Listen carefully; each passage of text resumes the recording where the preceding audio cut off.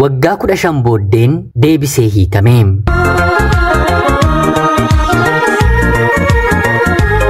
Yeroodhaaf maqaa kiyya himachuun barbaadu kanan dhaladheetti guddadhee Jiituu Magariituu Oromiyaa keessatti barnoota kiyyas maatii koo bira taa'een kutaa 1 haga 10tti seeraan baradheera. Kutaa 10 ergan gahee booddee garuu maatiin koo qabxiin wanta siif dhufeeruuf barachuu qabda otoo naan jedhanii ani garuu fedhii isaanii dideen dhiira waliin badeen heerumeen abbaa manaa kiyya waliin walii galeen gara biyya hambaatti imala koon taasise. Haatii fi abbaan koo ana malee dhiira 2 fi durba 1 qabu. Durba taatee kan dhalatte hangafa keenya anaaf ishee gidduu dhiira 1tu jira. Otuun kutaa 10ffaa barachaa jirtu gaa'ela dhaabbattee achuma naannoo keenya jiraachuu jalqabde. Barnootaallee kolleejjii xumurtee turte. Xumurtee hojii qabatteeti biyyumatti heerumte. Ijoollummaa kootii kaasee hiriyyaa dubaraa baay'een jaalladhu hiriyaadha jechuurra obboleettii koo haadhoo koodha otoon jedhee yeroo sanan dubbadhee kan ittiin xiqqaanne kan naaf dhiigdu kan hin dhiiguufi nan qaban ture.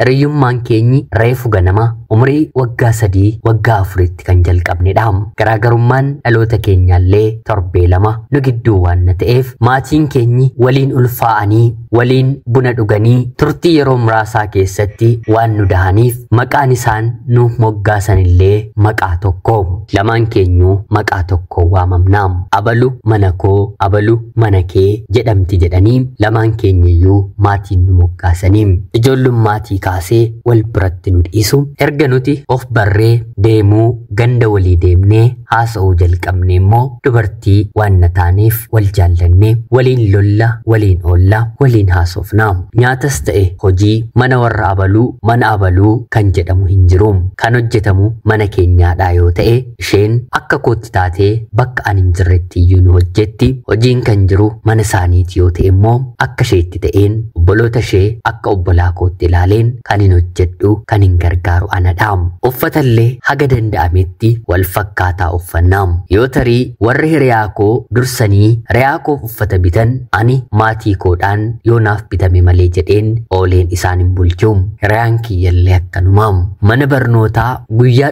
dhukkubsanneerraatiin ala qofaa keenya yookiin immoo wal dhiisnee guyyaan itti deemnee imallu hin jiru. Kutaa 1 haga kutaa 8tti hanga hiriyaan koo na dursitee gara biyya hambaatti baltutti daree tokko taa'umsa tokko irra teenyee waliin baranne. Baay'een ishee jaalladha baay'ees na jaallatti. Hariiroon keenyi kanaadhaaf abbaa kan obbolaa kan maatii kan caaludha. Waa'ee koo wanta isheen hin beekne tokkollee hin qabdu. Waa'ee ishee wanta ani hin beekne tokkollee hin qabu. Yeroo isheen anaan dhiistee gara biyya hambaatti imaltu jireenyatu anatti dukkanaa'e. Lafa lixuun dhabee waan akka haati yookiin immoo abbaan narraa boqoteetti natti dhagahame. Haa ta'uutii garuu jaalallee karaa isheen qabadheera. Isheen na gaafattee isheen na rakkistee jennaan jaalala dargaggeessa tokko waliin hin jalqabe isatti si dhiiseeraa anatu qobaadha malee jettee yeroo na jajjabeessitu tarii dhugaa yoo ta'eef jedheen jaalallee koorra yaada kiyya kaawwachuu yaadus haa ta'uutii garuu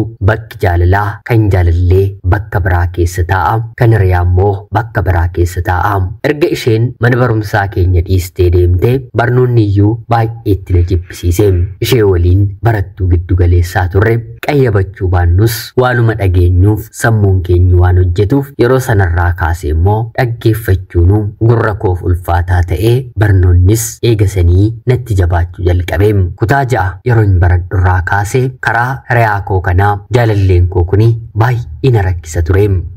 Dhumarratti hiriyaan koo waggaa 1 guutuu dhiirri akkamittiin si gaafataa yoo si jaallate malee akka inni si kadhatu ni argita mitii. Guyyaatti ija isaatiin otoo sin argiin hin oolu maaloo anaaf jedhiitii tole jedhiifi naan jettee na kadhattee jennaaniin dargaggeessa kana jaalallee koo godhe. Inna gorsiti ofiillee jaalallee qabatteetti hariiroo kaan jaalalleewwan keenya waliin uumuu baannus isheen abaluu qabdi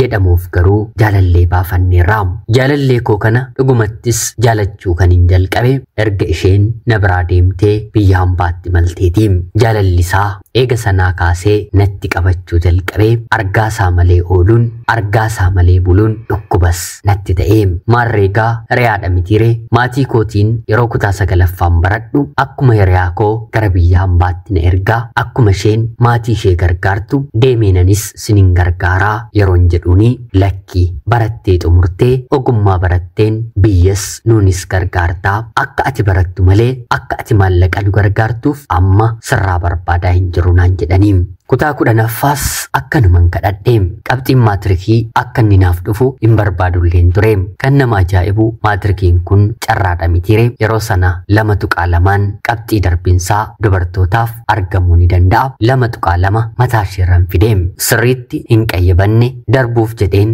barattoota kaanirraa sinannee akkanuma dhimma isheeti jedheen qormaanni guute qabxii darbiinsaa fidee dhufe hiriyoonni koo kaan hedduun darbuu barbaadanii kan kufan baay'eetu turanii kaayyoon koo gara biyya hambaatti imaluu waan na ta'eef jaalallee koo waliin walii galeen hundaafuu maatiin koo tole naan hin jedhanii na fuudhii badiitii gara biyya hambaatti na ergin jedheeni innis bitaa mirga hin ilaallee horii ijoollummaa isaatii kaasee horsiifateeru ni qaba ture maatii isaatiin hojiittiin jalqaba jedhee horii sana gurguree na fudhatee gara godina biraa deemee waraqaa eenyummaa naaf baasisee paaspoortiis finfinneetii deemnee naaf baasisne viizaan kiyyaa hamma deebi'utti baatii 4 anaa fi abbaan manaan koo kun waliin dabarsine akka har'aa bilbilli hundumaaf hin kennamne ummanni keenyi bilbilanii bitateera jechuurra ni kennamee fi yoo jedhame wayya mitiire xiqqaanis guddaanis waan qabuuf yeroo sana garuu bilbilli teeleedhaa yookiin immoo suuqii tokko irraatii darbamee deemamee bilbilamaam hiriyaan koo na biraa adda baatee jennaan deebisnee kan nuti bilbilaan wal argine ergan biyya hambaa imalee baatii 4 xumuree bilbila bitadheetiin bilbila ishee maatii ishee harkaa fudhadhee waan nan tureef biyya hambaa deemee bilbila qabadheen jalqaba kan hin bilbilee fi hiriyaa koo ganamaa haadha koo obboleettii koo obboleessa koo waan hundumaa koo fi eega sanaa kaasee isheen illee baay'ee gammaddee akka jaalallee kaadhimaa walii yeroo boqonnaa keenyaa karaa vaayibarii sa'aatii 24 waliin haasofna jechuu ni dandeenya isheef jedheen kaardii bilbilatti guuta anaaf jettee isheenis kaardii bilbilatti guuttee akka har'aa Wi-Fiin hin babal'anne yoo jiraate immoo maatiin nu hojjechiifatan akka itti fayyadamnuuf eeyyamamoon ta'anii hiriyaan kiyya yeruman biyya jiru sana maatiif lafa bittee mana ijaaruu kan jalqabde man ajaa'ibaa waggaa 2 keessatti ijaartee fi maatiin koo anarraa kana barbaaduu baatanis haa ta'uutii garuu mana gandaa keessa wanta jiraataniif mana kana keessaa baasuun abjuu koo ijoollummaa ture kanaan biyya hambaa ergan deemee booda maatiin koo akkanatti ramaniif kadhachaan ture haa ta'uutii garuu bilbilaan kan hin argadhuuni obboleettii koo heerumte qofadha warreen kaan na dubbisuyyuu barbaadanii kanaanis guyyaa isaatti natti araaramtu jedheen wanta argadhu abbaa manaa koof ergeen hojii jalqabi jedheen yeroo yerootiin erguufiin jalqabee innis naannoo jirutti hojii jalqabee hojjechuu eegalee yeroo ta'e booddee kanaan booddee maallaqa kee of biratti qabadhu kan hin argadhu anaaf gahaadha jedhee na didee anis eega sanarraatii kaasee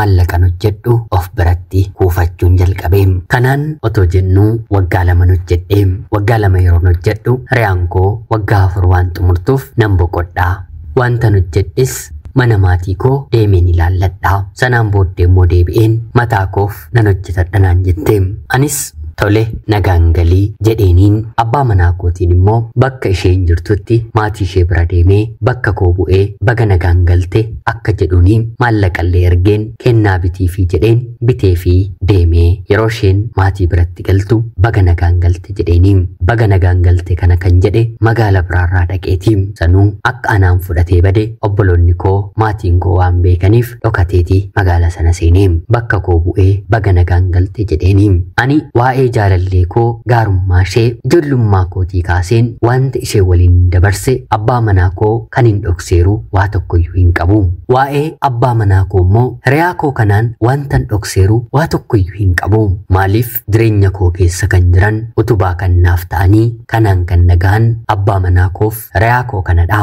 isheenis kennaa bakka koo bu'ee abbaan manaan koo kenneefiitti baay'ee gammaddee baay'ees na galateeffatte sanaan booddeenis gara biyya hojjetuutti deebi'e. Haa ta'uutii garuu eega sanarraatii kaasee dubbiin otoo nan hin beekin jijjiiramuu jalqabe. Re'aa kiyya kanaan baatii 2 qofa boqonnaan fudha jetteen turre hin deebituu yeroon jedhuun lakkii nama argadheeraa nan heeruma naan jette. Anis siif hin ta'u yeroo as jirtu kan sin jaallanne kan sin barbaanne har'a eenyu ta'eeti biyyatti yeroo galtu kaadhimaa si godhataa yeroo gabaabaa keessattis heerumuuf murteessitaa yeroon jedhuuni lakkii waanuma fedheeyyuu haa ta'u haala saalaaleen hanga baatii 6 baatii 8tti hariiroon keenya kuni gara gaa'ilaa kan nu geessu yoo ta'e nan heerumaa dhala tokkollee godheen deebi'een hojjedhaa jettee naaf deebiste. Anis rabbi siifaa milkeessuu irrattin siif hin kadhadhan jedheeni tole jettee teessee ni deebitii jedheen baatii 4 baatii 6 baatii 8 waggaa tokko eegus haa ta'uutii garuu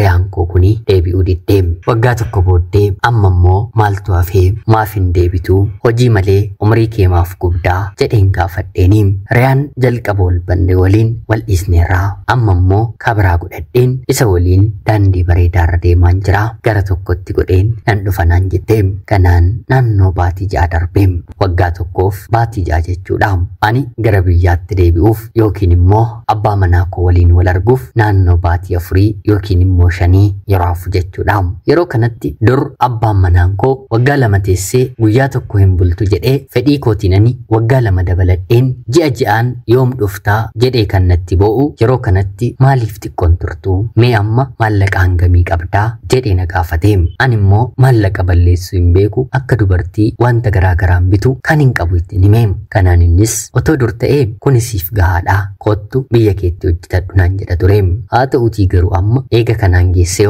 kuni gatiin saaga kanaadha waggaa tokko dabaladhuuti gatii kee hamma kana geessifadhuuti kana bitadhuu kan mataa keetti anis kan hin hojjedhuun jireenya qananii waliin jiraanna naan jedhe. Otuun isa yaadu waggaa 4 turuun kiyyayyuu hangam otoo natti dhagahamu kontiraataa waggaa tokko ittiin fufa jedheen dabaladhe. Kana qofaa miti akka durii na waliin naasa'u. Re'aan koo erga biyya deemtee waggaa 2 jiraatte maallaqa illee hin qabdu anatu bilbiluufii qaba jedheen akkuma yeroo isheen biyya hambaa jirtu galgala itti bilbilus gaafii ni kaasti. Gaafii immoo waan hin taaneen sammuu kiyya tuqxee bilbila narratti cufte. Jeeqamama jirti jedheen malee waa biraa gonkumaan shakkinee waggaa arfaffaa xumureen naannoo baatii 2 akkuma gahetti obboleettiin kiyya hangafaa wanti dubbatamu dhugaadhamoo jettee na gaafatti. Anis maaltu dubbatamaa jira isa kamtu immoo dhugaadhaa yeroon jedhuuni abaluu waliin jirtu moo wal dhiistaniittu jettee waa'ee abbaa manaa koo na gaafatti. Anis maal jechaa jirtaa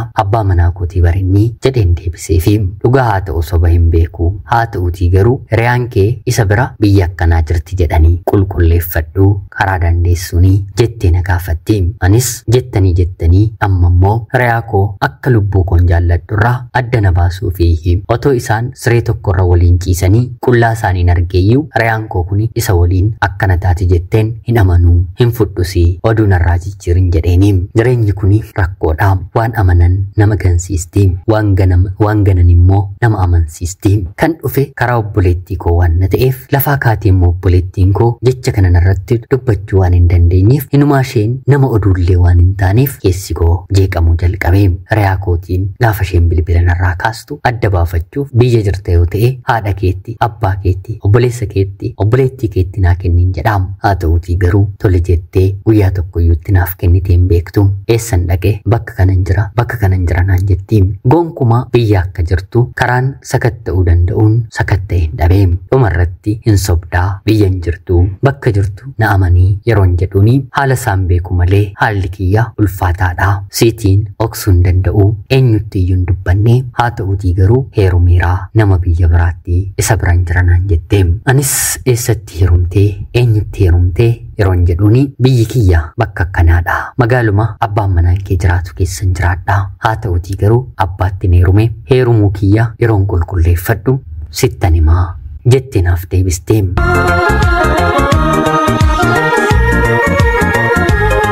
anis abbaa manaa kootti deebi'een abalu biyya kana dhufuu maaf natti himnee yeroon jedhuni reefumayyuu dhufti yoo yeroo kam seeraanaa se'een sitti himanaan jedhee dubbiin isaanii walii galanii du'anna ta'eef asiif achitti naraasaa haa ta'uutii garuu yeroo isheen daa'ima gadameessatti godhattu abbaa manaa koof jechuudha abbaan manaan koo ani deemeera atis karaa barbaaddadhu naan jedhee dubbiin obboleettii koos jira mitire jecha inni natti dubbate al takkaatti namanee kallachumaan re'aa koo kanatti bilbileen abbaa manaa koo narraa fudhattee miti yeroon jedhuni dhiiratu dhibeeree atis yeroo keetti fayyadamaa jirta anis yeroo koottiin fayyadamaa dhiirri guute kennaa ajaa'ibaa anaaf fidee dhufe kanati bitii kenniifi jettetti waa hedduu dabalee naaf bite duras anumatu walitti isin fide waanuma inni dirqiidhaan siitiin malee jedhee malee gurbaa kanaani duruma baay'een jaalladheera wantan si jaalladhuuf qofa dabarseen siif kennee amma immoo carraa kanatti fayyadamuun qabaa guyyaa guyyaan waa'ee isaanatti taasisutti keessi koo baay'ee isa yaadaa inumaa kennaa kana yeroo naaf fidu akka barbaade otoo na godheellee homaa natti hin dhaga'amu maaliif na fuudhee narraa dhalchee na dhiisee maaf hin deemini naman jaalladheef nan jiraadhaa dhugaa keessa koo jiru kanaa ol dhoksuu hin barbaadu hiriyummaa keenyatu asirratti dhaabbata malee jettee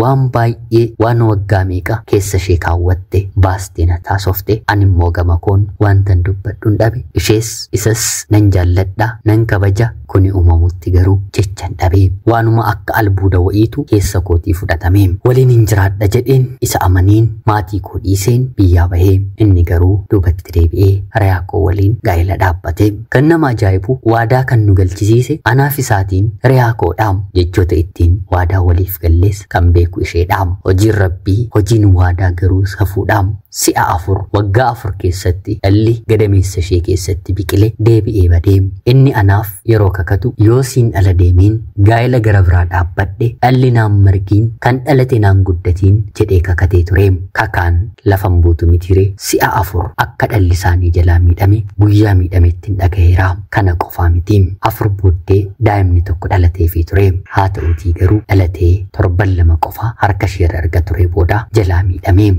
sa'aatii inni sin dhiise naan jedharraa kaasee obboleettiin koo haadhoon koo ana maddiitu hin jirtu ta'e taree har'aanii lubbuu koo dabarsee foon koo miti lafee kooyyuu rirmi nyaateeraam obboleettiin koo dhiira moo amma ani abbaa manaa koo amaneen kana waliin jiraadhu sitti fakkaate si ishee ji'a 2 ji'a 3 waliin jiraattee biyya hambaa deemte miti ani abbaa manaa koo akkasin jaalladhu kana bor balleessaa tokkotoo balleessee achi galagalii jechuu danda'a innis deemii galagalii naan jechuu danda'a jireenya gara biraatu jira waan caalutti baata malee waan kanaa gadiitti baatu isaatiinis isheetiinis sammuu kee keessaa baasiitii tasgabbaa'ee jiraadhu naan jetteem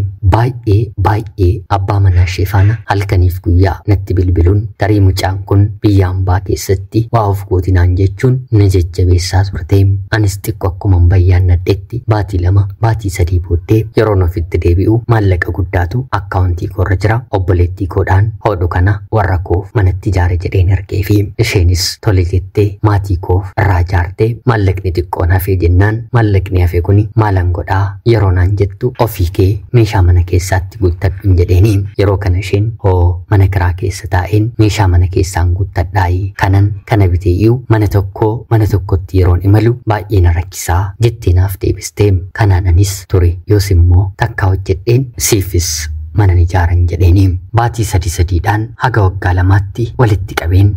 obboleettii kiyya kanaaf maallaqa erguu jalqabeem isheenis lafa haaraa bittee mana ijaarrattee ijoollee ishee abbaa manaa ishee waliin jiraachuu jalqabdeem otoon beekiin otoo yaadiin maatii koo obbolaa koo otoon ilaaliin biyya hambaa keessaa waggaa 8 dabarseem turtii waggaa 8 booddee obboleettiin koo koottu galii anaafis maatii keenyaafis taateettaa yeroo naan jettu amma immoo obboleessi kiyya hangafaa fuudhuun barbaadaa maallaqatu na barbaachisaa jedhee na rakkisuu eegaleem hundaafuu mataa koof nama abdiin kutedha mitire maallaqa cidhasaa ta'u cidhasaa booddee immoo mana keessa maallaqa guuttatu mana isaa keessa erga guuttatee booddee immoo waan ittiin hojjetee jiraatu guutuufiif obboleessa koof erguun eegaleem otoon jedhu waggaa 9 walakkaa waggaa 10 xumureem turtii waggaa 10 booddee haati koo dhukkubaan torbee 2 qofa dhukkubsattee addunyaa kanarraatii boqotti gaddaa haadha ofii hin hafani mitire waggaa 10 akkuman xumurettidha kana hunda manuma tokko qofa dalagaan ture gara biyyaatti galee haadha kiyya awwaalaniin eeganiiru awwaalcha shirra deemeen boo'ee torbee lamas gadda keessa ergan ture booda abbaa manaa koo fi haati manaasaa yookiin immoo hiriyaan koo mana obboleettii kootti na waamsisanii ani manuma obboleettii koo deemuu kooti haa ta'utii garuu lamaan isaanii achitti na eeganii simiiniirraa si balleessineerraa jireenya keetti taphanneerraa maaloo dhiifama naaf godhi jedhanii waggaa 5 wayii booddee lamaan isaanii dhiifama na gaafatanii anis kan gootaniittu dhiifamni ana biraa maaliif isiniif barbaachise wanti duwwatti deebi'oo hin jiru yeroon jedhuuni eeyyeen dhugaa keedhaa lubbuu 5tu harka keenya irratti darbee waanuma siin balleessineef waaqayyo karaa hundumaan qabee maaloo nu maarii dhiifama nuuf godhii yeroo hundaati mata duree jireenya keenyaa taatee kadhannaan keenyi sababa keetti ol bahuu didee waan barbaaddeen siif kanfaluu waan barbaadde siif gochuu dandeenya maqaa haadha keetiin si qabannaa maaloo nuutuu fi naan jedhanii waggaa 5 walakkaa kana keessatti yookiin immoo erga abbaan manaan koo anaan dhiise guyyaan anitti hin boo'in hin bule hin qabu guyyaan anitti imimmaan koon dhangalaasiin rabbitti hin facaasin hin qabu maadaamiin kiyya rakkoo kiyya beekti yeroon ani imimmaan gadi taa'ee bubbuusuu jalqabu natti dheekkamtee bakkan taa'u na kaastee sammuu koo gara biraan rakkan godhu televizyina faa akkan ilaalu na dirqamsiistee anis rabbuu dhiifama namaa godhaatii maalin godha wanti duubatti deebi'uu hin jiru jedheen dhiifama godhee fi battaluma mana sanaa bahanii deemanii obboleettiin kiyyas baga dhiifama gootee fi kanaan booddee'atu ni hiikamtaa waadaan rakkoodha jettee na jajjabeessite gadda haadha koofin dhufe mitiire waggaa tokkon taa'ee tarii yoo anis carraa argadheen heerume jedheeni haa ta'uutii garuu dheerri biyya keenyaas dubartiin tokko biyyaan baa deemtee dhufte yoo jedhame kan inni ilaalu bifa ishee bareedina ishee otoo hin taane akkaawuntii isheerraa maallaqa jirudha ani immoo maatii koo obbolaa koo durseen immoo abbaa manaa koo duraaf jedheen hurgufeen gatii tiraanspoortii qofaan gara biyya kanaa dhufee obboleettiin koo abbaa manaa ishee waliin deebiteen deemtu asumatti hojii si jalqabsiisnaa maallaqas walitti siif qabaa jirraa yoo barbaadde mana haadha keenya yoo barbaadde immoo mana kana gurguruu dandeessaa qabeenyi kun kan keenya miti kan keedhanaan jedhanis ani garuu maal naaf godhaa ani jireenyaan barbaada malee maallaqa miti sammuu koo dhokfachuuf bakkan bare deebi'ee jiraachuuf biyya hambaa deemuun dirqama kooti jedheen waggaa tokko booddee aareen gaa'ela naaf ta'a jedheen dhiira hedduu bira ergan gahee booda deebiseeni malee maatiin ani bira hojjedhu ture koottu nu bira hojjedhu naan jedhanis haa ta'utii garuu si'a kana ani mana keessa hidhameen hojjechuun barbaanne ala taa'een hojjechuu barbaada fedhii kiyyaa kanaan booddee yeroon itti himu kanaaf illee rakkoon qabu nuumti hojii mana firaa keessa barbaannee si galchinaa situ ijoollee keenya nuuf guddisee nuuf ati hojjettuu qofa otoo hin taane fira keenyas naan jedhanii mindaa gaariidhaan hojii fira isaanii tokko keessa na qacarsiisanii achi keessa taa'een dargaggoo habashaa tokko waliin naannoo mana jireenyaa tokko jiraanna wal barree baatii muraasa booda amantaan keenyillee kan wal fakkaatu hin turre heerumuu wantan barbaaduuf amantaa kiyya gara isaatti jijjiirradheen tokko taanee waliin jiraachuu eegallee yeroo kana gidduutti abbaan manaan koo fi riyaansaa daa'ima godhatanii daa'imni isaanillee fayyaa guutuu akka ta'e dhagaheen ergaa miiseejiidhaan baga gammaddaniis barreesseef hin ergeeraa fi si'a kana daa'ima godhachuu nan barbaadan ture anis nama kana waliin waggaa 4 jiraadhee cabi gogii wal biraan qabnu nageenyaan ollee gallee mana tokko keessa jiraannaa haa ta'uutii garuu dhalumti waan naaf uumamee didee qofaaf abbaan manaan koo na dhiisee deemee kunis aarii gara biraanatti ta'ee biyya hambaa waggaa 14 dabarsee jireenyi kiyya hiika kan argate otoo hin taane ittuma xaxamaa kan deemu ta'ee hojiin hojjechaa jiru irraatii illee meeshaan badee kaameeraa siti cufe jedhameen hojii sanarraatii ari'amee akka dubartii tokkotti biyya ormaa keessa baay'ee rakkadhee jiraachuu koo baay'ee nuuf jibbee si'a kana heerumeera waan nan ta'eef hariiroon obboleettii koo waliin qabullee baay'ee gadi bu'ee ture naannoo baatii 4 hojiin barbaadu dhabeen hojii ma hin taane otoon hojjedhu ergan dabarsaa ture booda maatiin ani kana dura bira ture hojii sana gadhiisteetta jedhanii bakka sana dhufnes hin jirtu eessa dhaqxee jedhanii yeroo naaf barreessan anis mana hojii sanatti rakkoo uumameen isaanitti himee yeroo kana isaan otoo balleessite illee nuyi hin gaafattu malee mucaa isinitti kennine akkamittiin ariitu jedhanii bakka biraa na galchanii bakka biraa sana galeen hojjechuu jalqabe akka tasaa maallaqni isaallee gaarii ture hojjettoota baay'ee biyya biraarraa dhufan baay'eetu achi keessa hojjeta afaan wantan sirriitti danda'uuf manaajara isaaniin ta'e jechuu nan danda'a sana keessatti hojiima sana qacarameen baatii tokko booddee dargaggeessa biyya Afrikaa kan ta'e tokko waliin hin ciise kan nama ajaa'ibu waggaa 4 waliin dabarseen abbaa manaa koo lammataa waliin daa'imni kan hin uumamne ciisuu guyyaa tokkoon miiruma dabarsuuf qofa kanan itti fayyadame dargaggeessa kanarraa nan ulfaa'ee akkan ulfaa'es yeroon itti mu maashaallah waliin jiraanna kanaan jedhee kanatu gaa'ila naaf ta'ee warri nu hojjechiisanillee erga anaaf inni abbaa manaaf haadha manaa taanee mana keessa jiraannu gatii kiraa hin kanfalle nuuf kennanii daa'ima koos achumatti daheen jireenya faranjii jiraachaan jira. Har'a boqonnaa guutuun qabaam abbaa manaa koo waliinis jireenya gaarii nagaa gaarii qabnaam jaalala jedheen waggaa meeqa kana waliin gorore hancufa ta'ee gaafan tufuuni gogeem haa ta'utii garuu akka tasaa jireenya kootti kan gore jireenya naaf ta'e kunoo rabbi nagaa godhee imimmaan koo waggaa meeqa ilaalee nagaadhaan daa'ima koo waliin hojii gaarii keessatti na jiraachisaa jiraam. Waggaa 15 booddee imimmaan koo dhaabbatee har'a gammachuu guutuun akka dubartii godaansaaf dhufteetti toon taane akka dubartii abbaan biyyummaatti dhaga'amutti jiraachuu kan hin jalqabe waggaa 2 fixeeraam. Rabbiif galanni haa ta'u. Kanuma bari'uuf jettee jireenyi kuni dukkana keessaa waggaa dheeraa nama deemsistee si'a hedduu abdii kuteen qoricha bitadheera funyoos of bira kaa'eera ifaa elektirikiillee girgiddaa keessaa buqqiseen qabachuuf of qopheesseeraam. Haa ta'uutii garuu sana hundatti waaqayyo dabarsee nan kennine sammuu koo waanuma xiqqoon abdii xixiqqoo uumee kunoo jira naan jettee waggaa 15 na dabarse sanaan booddee garuu ifatti na baase. Tarii nama biyya akkanaatti heerumte kan naan jedhu hin dhibu. Haa ta'uutii garuu boqonnaa kan naaf kenne nama biyya akkanaatiin namni koo aanteen koo laga otoo hin darbiin walitti dhufnee gaa'ela waliin dhaabbanne hiriyaa koo laga otoo hin darbiin lakkuu taanee waliin guddannetu na harkaa fudhate. Isa kam nama biyya kanaatti heerumte yoo naan jedhan namni biyya koo gaariidha jedheen irra caalchifadha. Kanaaf homaa natti hin dhagahamu. Ani kan hin argu gaa'ela keessan jirudha. Isa borii immoo kanuma hunda keenyaayyuu rabbi guddaa, rabbi furdaa, rabbi olii, rabbi mirgaatu beeka. Ammallee rabbi si waliinaa ta'u naan jedha. Kanneen deemsi xaxaan jireenyaa isinitti dheerate rabbi guyyaa hiikkaasaa isiniif haa gabaabsu jecha seenaan koo kanuma fakkaatti. Ani obboleettii keessan biyya hambaarraati. Ulfaadhaa nagayaatti galatoomaa.